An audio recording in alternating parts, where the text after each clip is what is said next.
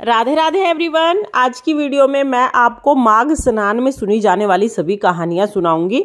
माघ स्नान का कितना महत्व है ये तो आप सभी जानते ही हैं, लेकिन माघ स्नान का पूर्ण फल पाने के लिए हमें तुलसी जी का पूजन करना चाहिए और माघ स्नान में हमें कुछ कहानियां जरूर सुननी चाहिए। तो चलिए मैं आपको कहानियां सुनाती हूँ। माघ माह में 8 कथाएं सुनी जाती हैं, जिसमें गणेश जी की कथा, तुलसी माता की कथा, सूर्य भगवान की कथा, धर्मराज की कथा, पीपल पथवारी की कथा, विष्णु भगवान की कथा, नगर बसेरे की कथा और माघ स्नान की कथा सुनी जाती है। ये सभी कथाएं मैं आपको आज की वीडियो में सुनाऊंगी। एक बार एक गांव में एक ब्राह्मण परिवार रहता था। वह परिवार बहुत ही धार्मिक था। सभी लोग पूजा पाठ करते थे और सदा भगवान की सेवा में व्यस्त रहते थे। ब्राह्मण की 2 बेटियां थी, जिसमें बड़ी बेटी का नाम संतोषी था। एक दिन संतोषी गांव के कुएं से पानी लेने के लिए गई। जब संतोषी कुएं पर पानी लेने गई तो उसने देखा कि वहां पर बहुत सारी औरतें इकट्ठी हो गई हैं और वो आपस में कुछ बात कर रही हैं। तब संतोषी ने उससे पूछा कि आप लोग यहाँ इकट्ठे क्यों हुए हो और किस विषय पर बात कर रहे हो। तब सभी औरतों में से एक महिला ने बताया कि हम माघ स्नान के लिए यहाँ पर आए हैं। उसके बाद ब्राह्मणी हमें कहानी सुनाएंगी। फिर हम तुलसी जी की पूजा करेंगे, सूर्य नारायण भगवान की पूजा करेंगे और विष्णु भगवान की पूजा करेंगे। संतोषी ने पूछा कि ये सब करने से क्या होता है। तब महिला ने बताया कि ये सब करने से अन्न धन की प्राप्ति होती है, निरोगी काया मिलती है और सभी सुखों को भोगने के बाद अंत में मोक्ष प्राप्त होता है। तब महिला ने कहा तो जल्दी से स्नान कर लो और आकर हमारे साथ कथा सुन लो। संतोषी स्नान करके आई और उन सभी के साथ कथा सुनने के लिए बैठ गई। इससे पहले ब्राह्मणी ने गणेश जी महाराज की कहानी सुनाई। एक बुढ़िया माई थी, मिट्टी के गणेश जी की पूजा करती थी। रोज गणेश जी बनाती, रोज गल जाते। उसके घर के सामने ही एक सेठ का मकान बन रहा था। वो जाकर कारीगर से बोली कि कारीगर मेरे लिए पत्थर के गणेश जी घड़ दो। कारीगर बोले कि बूढ़ी माई, जब तक हम तेरे लिए पत्थर के गणेश जी घड़ेंगे तब तक तो हम अपनी दीवार बना लेंगे। हमारे पास समय नहीं है, आप किसी और से बनवा लें। बूढ़ी माई को बहुत बुरा लगा। बूढ़ी माई ने कहा कि भगवान करे तुम्हारी दीवार टेढ़ी हो जाए। यह कहकर बूढ़ी माई घर आ गई। अब जब कारीगर दीवार बनाता वो टेढ़ी हो जाती, फिर उस दीवार को गिराना पड़ता और दोबारा दीवार बनानी पड़ती। दोबारा भी दीवार टेढ़ी हो जाती, फिर गिरानी पड़ती। इस तरह से शाम हो गई। शाम को सेठ जी आए। सेठ जी ने पूछा कि आज कोई काम नहीं हुआ है।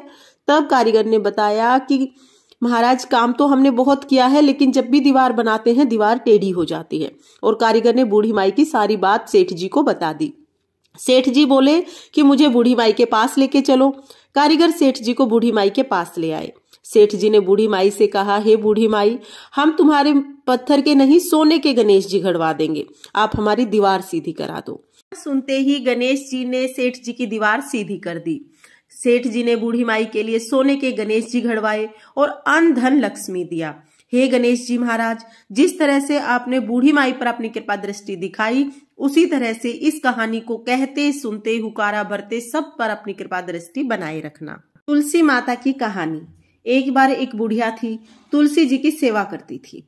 तुलसी जी को जल सींचती, दिया जलाती और पूजा करती और तुलसी जी को कहती, हे तुलसी माई, दे बहू दे, पीले रंग की धोती दे, मीठा मीठा ग्रास दे, बैकुंठ का वास दे, चटके की चाल दे, अच्छी सी मोत दे, चंदन का काठ दे, अच्छा सा राज दे, दाल भात का खाना दे, 11 का दिन दे, कृष्ण जी का कांधा दे। तब तुलसी माता यह बात सुनकर सूखने लगी। तो भगवान ने कहा कि हे तुलसी, तुम क्यों सूख रही हो। तुलसी माता ने कहा कि मेरे मन की बात मत पूछो। तब भगवान ने कहा कि अगर मैं यह बात नहीं पूछूंगा तो कौन पूछेगा। तब तुलसी माता ने कहा कि एक बुढ़िया रोज आती है और यह बात कहकर जाती है, परंतु मैं सब चीजें उसे दे दूंगी, लेकिन मैं कृष्ण जी का कांधा कहाँ से दूंगी। तो कृष्ण भगवान बोले कि जब वह मरेगी तब मैं आकर उसे कांधा दे आऊंगा, तू बूढ़ी माई को कह देना। बाद में बूढ़ी माई मर गई। सारे गांव वाले इकट्ठे हो गए, बूढ़ी माई को ले जाने लगे। तो बूढ़ी माई इतनी भारी हो गई कि किसी से नहीं उठी। तब सबने कहा कि वैसे तो इतना पूजा पाठ करती थी, आप नष्ट होने की माला फेरती थी, फिर भी भारी हो गई। बूढ़े ब्राह्मण के भेष में भगवान श्री कृष्ण आए और सबसे पूछा कि यह भीड़ क्यों लगी है। तब एक आदमी ने कहा कि बूढ़िया मर गई है, पापनी थी, इसलिए किसी से नहीं उठ रही है।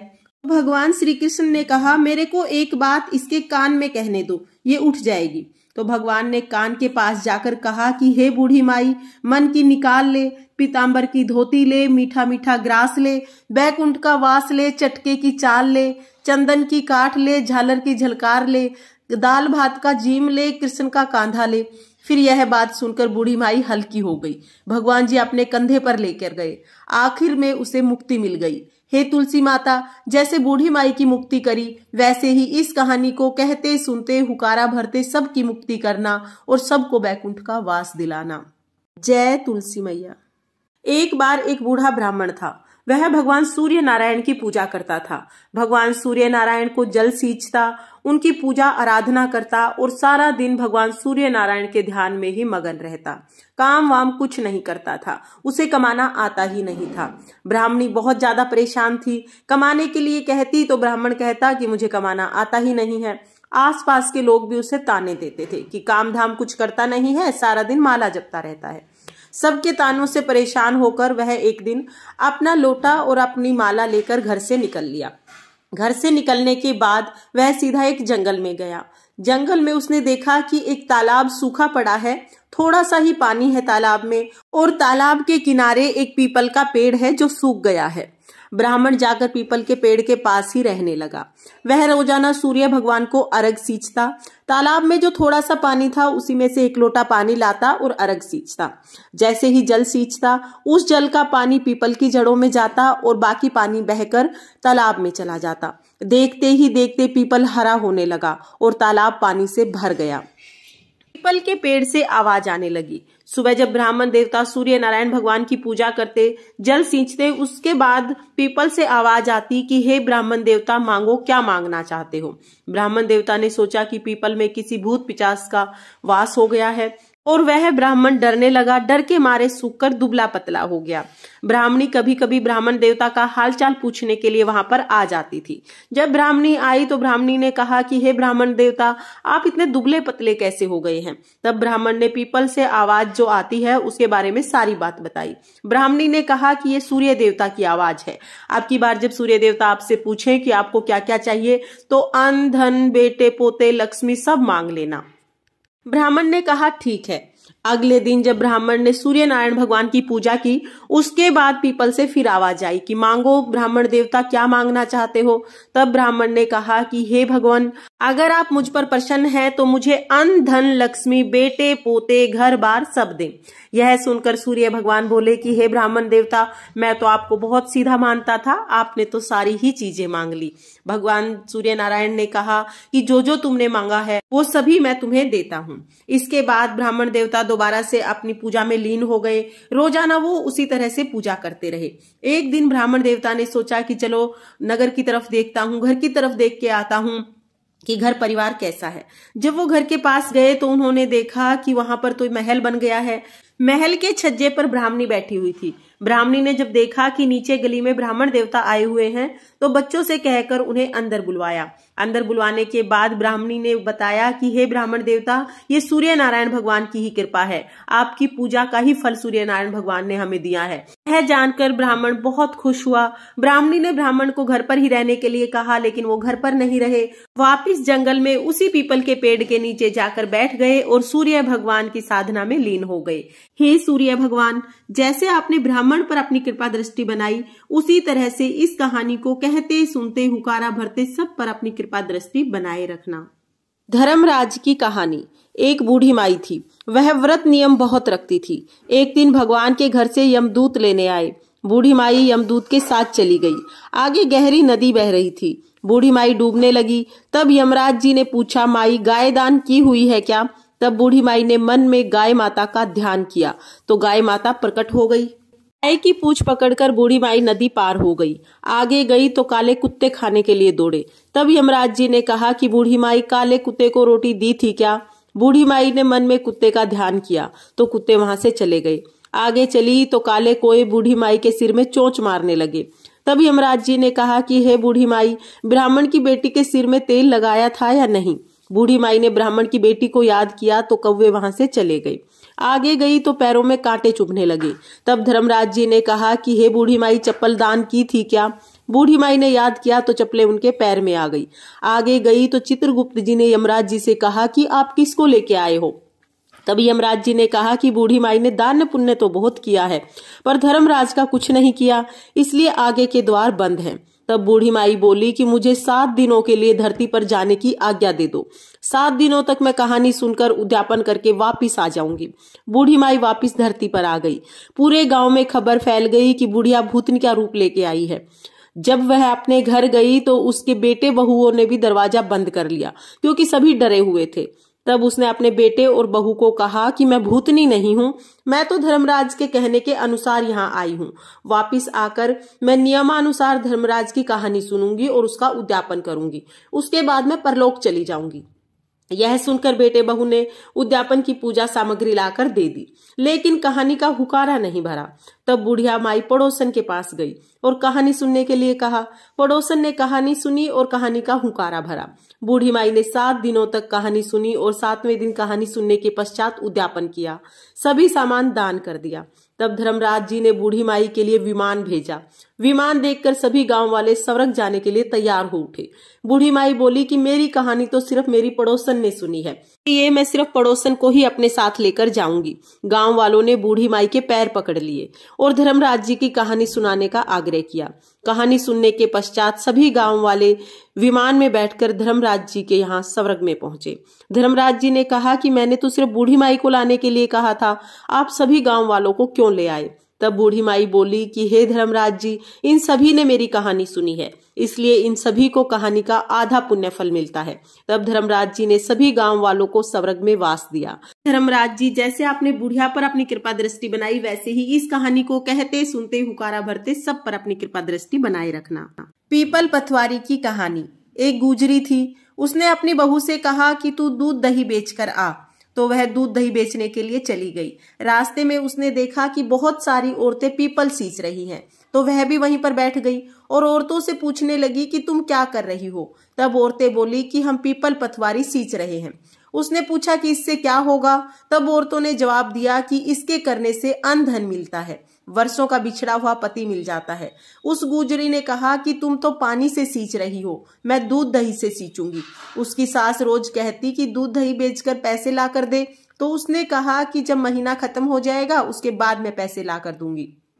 ऐसे करते करते पूरा महीना खत्म हो गया। पूर्णिमा के दिन गुजरी की बहू पीपल पथवारी के पास धरना देकर बैठ गई। पीपल ने पूछा कि तू यहाँ क्यों पड़ी है। उसने कहा मेरी सास दूध दही के पैसे मांगेगी। पीपल ने कहा कि मेरे पास पैसे नहीं है, ये भाटे डंडे पान पत्ते पड़े हैं, ये ले जा और जाकर गुल्लक में रख देना। जब सास ने पूछा कि पैसे लाई, तो गुजरी ने कहा कि मैंने पैसे गुल्लक में रख दिए हैं। तब सास ने गुल्लक खोलकर देखी तो सास क्या देखती है कि गुल्लक में तो हीरे मोती जगमगा रहे हैं, पत्तों का धन बन गया। सास बोली कि बहू इतना पैसा कहाँ से लाई। बहू ने आकर देखा कि बहुत सारा धन रखा है। तब गुजरी की बहू ने कहा कि सासू जी, मैंने तो 1 महीना तक पीपल की पथवारी को सींचा था और मैंने उनसे धन मांगा तो मुझे भाटे डंडे पत्ते दिए थे, जो मैंने लाकर गुल्लक में रख दिए और उन्हीं के हीरे मोती बन गए। तब सासू जी ने कहा कि अब की बार मैं भी पथवारी सींचूंगी।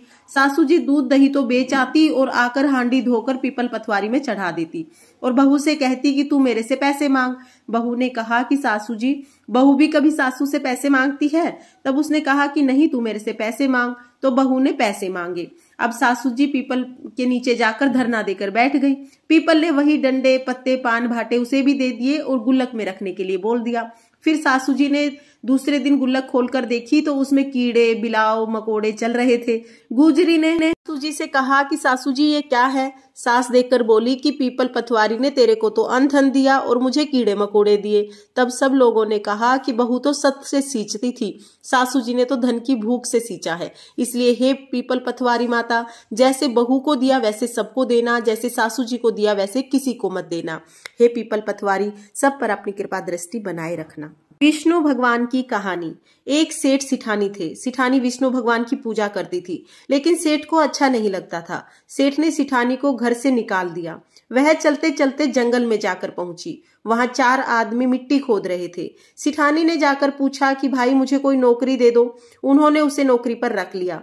मिट्टी खोदने से सिठानी के हाथों में छाले पड़ गई और सिर के बाल उड़ गए। वो आदमी बोले, बहन तुम अच्छे घर से लगती हो, इसलिए तुम मिट्टी खोदने का काम मत करो, तुम हमारे घर पर काम कर दिया करो। वो उसे अपने घर पर ले गए और रोज 4 मुट्ठी अनाज लेकर आते थे, चारों बांट कर खाते थे। सेठानी बोली, कल से 8 मुट्ठी अनाज लेकर आना। अगले दिन वो 8 मुट्ठी अनाज लेकर आए। सेठानी पड़ोसन के घर से आग ले आई, भोजन बनाया और विष्णु भगवान को भोग लगाया। फिर सबको भोजन परोसा। भाई बोले, बहन भोजन बहुत स्वाद बना है। बहन बोली, भगवान का झूठा है तो स्वाद तो लगेगा ही।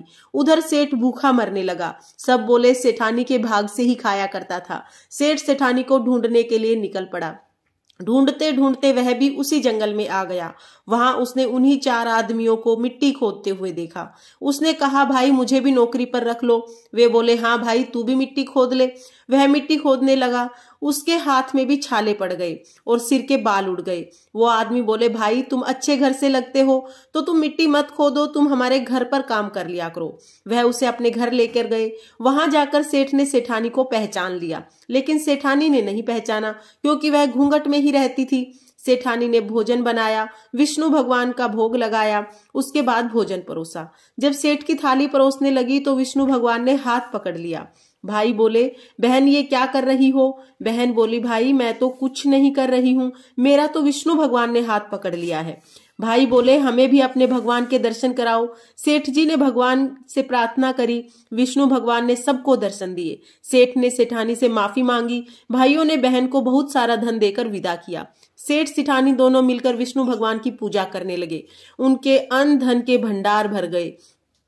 हे विष्णु भगवान, जैसे आपने सेठानी पर अपनी कृपा दृष्टि बनाई, वैसे ही इस कहानी को कहते सुनते हुकारा भरते सब पर अपनी कृपा दृष्टि बनाए रखना। विष्णु भगवान की जय। जय श्री हरि। नगर बसेरे की कहानी। एक जाट था, एक भाट था, दोनों गहरे दोस्त थे। जाट चला अपनी बहन के, भाट चला अपने सासरे। रास्ते में कुएं की पाल पर दोनों बैठ गए। जाट बोला, नगर बसेरा कर ले। भाट बोला, मैं तो ससुराल जा रहा हूँ, खूब खातिर होगी, तू ही कर ले। जाट कुएं की पाल पर बैठकर 1 घंटी पानी और हाथ में चावल के दाने लेकर नगर बसेरा करने लगा और बोला, नगर बसेरा जो करे सोमल धोवे पाँव, ताता मांडा ताप सी देगी मेरी माए, माँ देना माँव सी द्वार काका नाथ, मीठा मीठा ग्रास वृंदावन का वास, 5 कुलड़ी छठी रास, मेरा जिबड़ा कृष्ण जी के पास, डालू पानी हो जावे घी, झट से निकल जावे मेरा जी। कर करा के चल पड़ा। जाट की बहन ने बुरा चावल जिमाकर खूब बातचीत की। भाट पहुंचा तो ससुराल में आग लग गई। बुझाते बुझाते, राख उठाते उठाते मुंह और हाथ दोनों काला हो गया। ना रोटी मिली ना पानी मिली। पड़ोसन आई, बोली, जवाई आया है, उसकी तो पूछ लो। सास बोली, क्या करूं, मेरा झोपड़ा जल गया है। पड़ोसन ने 1 रोटी और छाछ दे दी, उसने खा ली। शाम को दोनों दोस्त फिर मिले। दोनों बोले कि बोलो क्या बात रही। भाट बोला, मेरी तो ससुराल में आग लग गई। बुझाते बुझाते हाथ भी काले हो गए, मुंह भी काला हो गया, ना रोटी मिली ना पानी। जाट बोला, मेरी तो खूब खातिर हुई, मैंने कही थी ना नगर बसेरा कर ले। बोला, आ अब भी कर ले। भाट बोला, अब तो ना करूं, मेरी मौसी थोड़ी ना है, मेरी तो माँ है। तेरी तो मौसी है, पता नहीं रोटी देगी या नहीं देगी, मेरी माँ तो दही की छूछली और चूरमा लेकर बैठी होगी। यह कहकर भाट ने नगर बसेरा नहीं किया, जाट ने नगर बसेरा किया। नगर बसेरा जो करे मल मल धोवे पाँव, ताता मांडा ताप सी देगी मेरी माँ, माँ देना माँव सी देगा द्वार काका वास, मीठा मीठा ग्रास वृंदावन का वास, 5 कुल्ठी छठा रास, मेरा जिबड़ा कृष्ण जी के पास, डालू पानी हो जावे घी, झट से निकल जावे मेरा जी। करके चल पड़ा। घर पहुंचते ही जाट की मौसी ने बहुत लाड चाव किए। भाट घर गया तो उनकी भैंस खो गई। आप 1 लाठी धरे 1 उठावे। बोला कि ससुराल गया तो आग लगवा दी, घर आया तो भैंस खो दी। पहले भैंस खोज कर ला, तभी रोटी पानी मिलेगी। सारा दिन हो गया, ढूंढते ढूंढते भैंस नहीं मिली। बाजार में फिर जाट मिला। जाट ने पूछा, क्या खबर है? भाट बोला कि घर आते ही भैंस खो गई, उसी दिन से ढूंढ रहा हूँ, रोटियों का तो ठिकाना ही नहीं है। जाट बोला, मैंने कहा था ना नगर बसेरा कर ले। भाट बोला कि तेरे नगर बसेरे में इतना ही गुण है तो अब कर लेते हैं। दोनों नगर बसेरा करने के लिए बैठ गए। नगर बसेरा जो करे सोमल धोवे पाँव, ताता मांडा ताप सी देगी मेरी माए, माए देना माँव सी द्वार काका नाथ, मीठा मीठा ग्रास वृंदावन का वास, 5 कुल्ठी छठा रास, मेरा जिबड़ा कृष्ण जी के पास, डालू पानी हो जावे घी, झट से निकल जावे मेरा जी। उन्होंने नगर बसेरा किया और आगे चले तो भैंस मिल गई।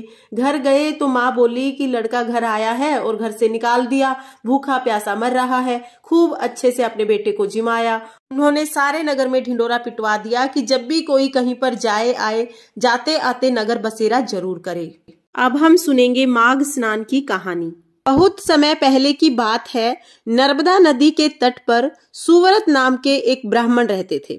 वो सभी वेद पुराणों के ज्ञाता थे। उन्हें कई देशों की भाषाओं का ज्ञान था और फिर भी उन्होंने कभी भी अपने ज्ञान का उपयोग धर्म कार्यों के लिए नहीं किया, किंतु धन कमाने में ही गवा दिया।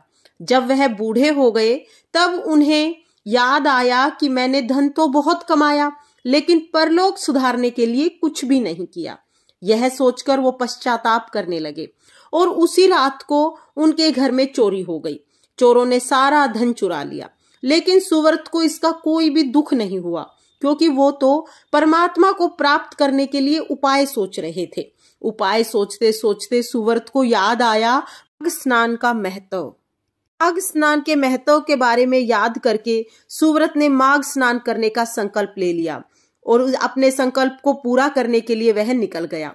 9 दिन तक प्रातः नर्मदा के जल से स्नान किया और 10वें दिन स्नान के बाद सुव्रत ने अपना शरीर त्याग दिया। सुव्रत ने जीवन भर कोई अच्छा कार्य नहीं किया, लेकिन माघ स्नान करने के पश्चात उनका मन निर्मल हो चुका था। जब उन्होंने अपने प्राण त्यागे तो उन्हें लेने के लिए दिव्य विमान आया और वो स्वर्गलोक को चले गए। इस प्रकार हमारी माघ स्नान की कथा पूर्ण होती है। अगर आप माघ स्नान कर रहे हैं तो आप माघ स्नान की ये कहानियां जरूर सुने, ताकि आपको माघ स्नान का पूर्ण फल प्राप्त हो सके। फ्रेंड्स, ये थी माघ स्नान की सभी कहानियां। अगर ये वीडियो आपको पसंद आई हो, वीडियो आपके लिए थोड़ी बहुत भी यूजफुल हो, तो प्लीज प्लीज वीडियो को लाइक करना और हम महिलाएं घर में तीज त्योहार कैसे करते हैं ये देखने के लिए मेरे चैनल को सब्सक्राइब कर लेना।